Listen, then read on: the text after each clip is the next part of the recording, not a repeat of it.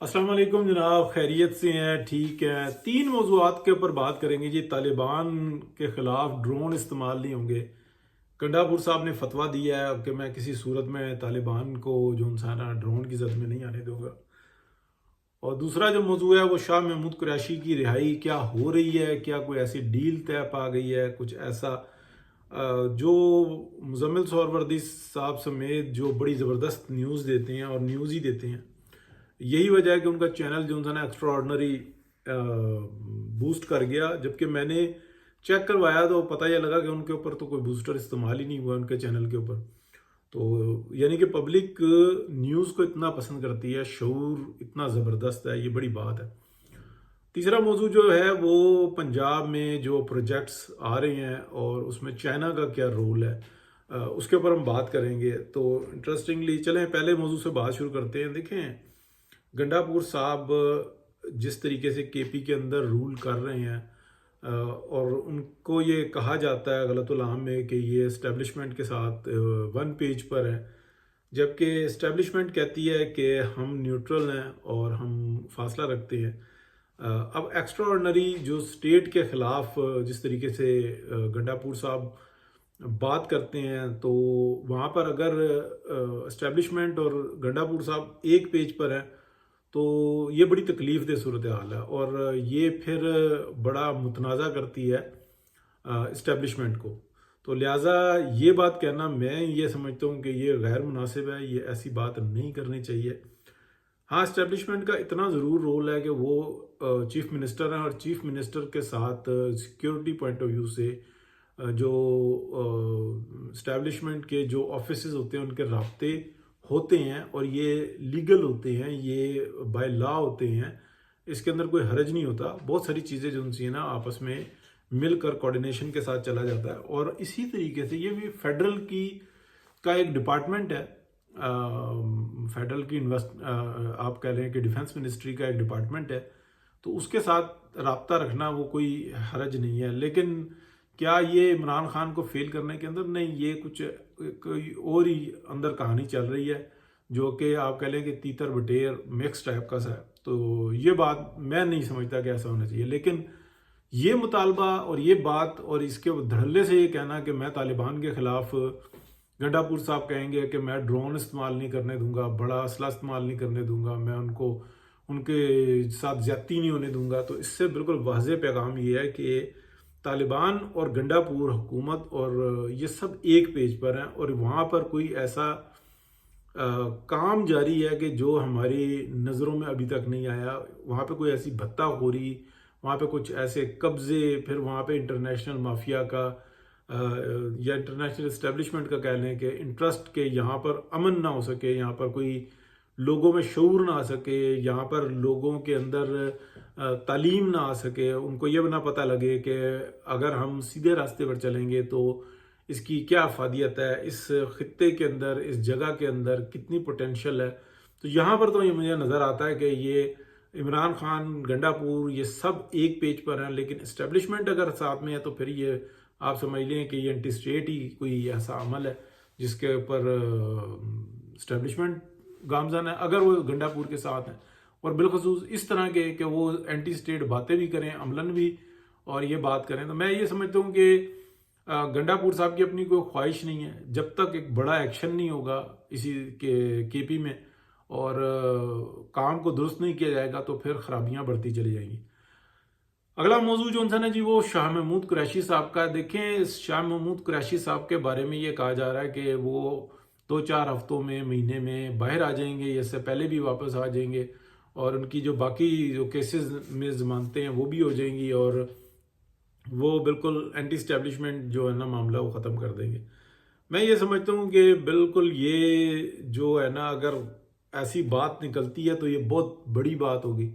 लेकिन जो मेरी मालूमात में है अभी तक, तो ये कह रहे हैं कि कोई फ़र्क नहीं है। एक ज़रूर है कि 1-2 केसों में, उनके 3 केसों में उनकी बुनियादी तौर पे कानूनी जो हिच है उसके अंदर मौजूद थी और उसकी बिना पर उनको ज़मानत मिली है। और 9 मई के जो वाक़या है उसके अंदर वो जब वो हुआ है तो वो कराची में मौजूद थे। उन्होंने जो मैसेज दिया वो, क्योंकि एक बड़े ज़बरदस्त डिप्लोमेट भी हैं, تو اس بات کو سمجھ کر دیا کہ آپ باہر نکلیں احتجاج کریں اور اس ٹائپ کی ہے. لیکن وہ جو مراد سعید نے جو بات کی تھی کہ ہم آپ کو جو جگہیں بتائی گئی ہیں آپ وہاں پر پہنچیں، تو وہ ایک بالکل حملہ کرنے والی سچویشن ہے. تو اس کے اندر باتوں کے نا معنی بنائے جاتے ہیں کورٹ کے اندر، تو اس کے اندر ان کی بچت ہے.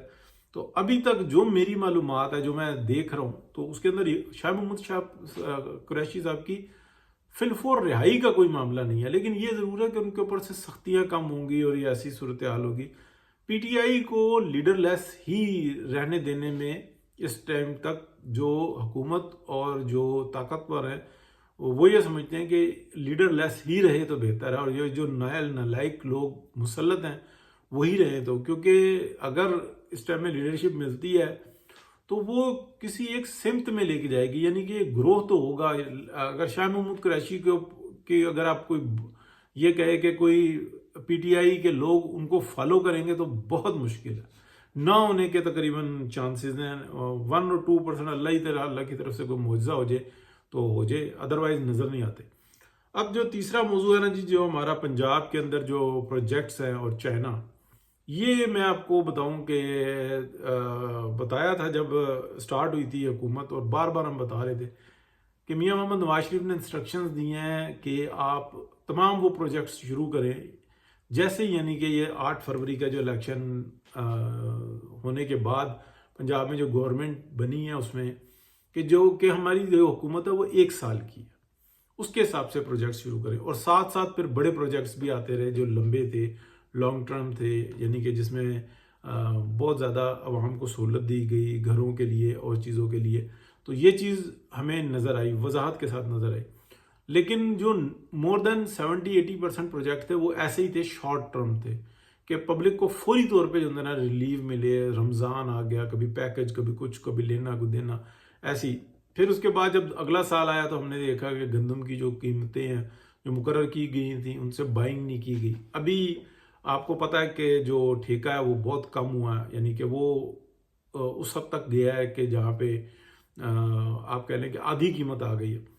بہت ساری جگہوں پہ ابھی تک ٹھیکہ ہے، لیکن وہ ٹھیکہ ہونے کے باوجود بینیفٹ بہت بڑا ہے. اسٹیبلٹی آئی ہے مارکیٹ میں اور بہت ساری بدماشیاں ختم ہوئی ہیں. لیکن جو ایک ٹھیکے والا معاملہ ہے نا وہ ایک آپ کہہ لیں کہ کنٹرول ہوا ہے. اب پنجاب کے پروجیکٹ دیکھیں، چائنا جو ہے وہ مسلسل یہ بات کہتا ہے کہ ہم نے یہاں پہ مارکیٹ بنانی ہے.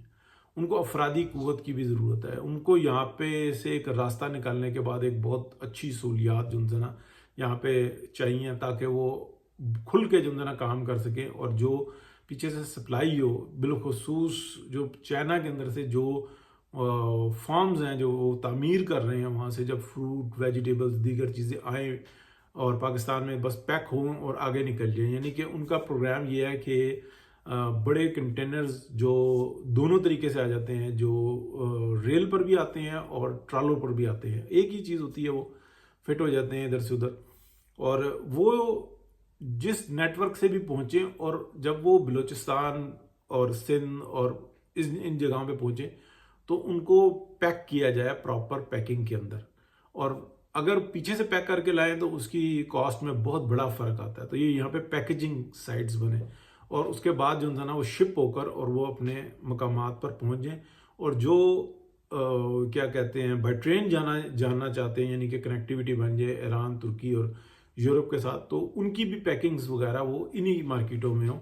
اور چھوٹا بڑا، ہلکا موٹا پتلا، یہ پورا میکینزم ہوتا ہے اور اس کے اندر جو ہے نا یہ سب کچھ کر دیا جائے. تو وہ چیز جو ہے نا ہمیں ابھی تک جو نظر آ رہی ہے وہ پنجاب ویلکم کرتا نظر آ رہا ہے. اور افرادی قوت جو چاہ رہی ہے کہ ٹرینڈ ہوں پبلک، تو وہ بھی ہمیں پنجاب میں سے ہی نظر آ رہے ہیں. یہ بدقسمتی ہے، آپ کہہ لیں کہ گیپ آ گیا ہے. کے پی کے لوگ جو انسان ان کے اوپر جو حکومت مسلط ہوئی ہے وہ یہ کہتی ہے یہاں پہ انتشار رکھو تاکہ ہم جو ہے نا اپنا پلہ بھاری رکھیں. یہاں پہ طالبان کا نظر آئے، پیچھے نیٹ ورک چل رہا ہو، اور بھتے میں سے جو ہے نا ہم ایک طرف یہ خبر نکالیں گے ہم خود بھتہ دے رہے ہیں تاکہ ہم سے کوئی نہ مانگے، اور بھتے میں سے پورا حصہ یہ وصول کر رہے ہو.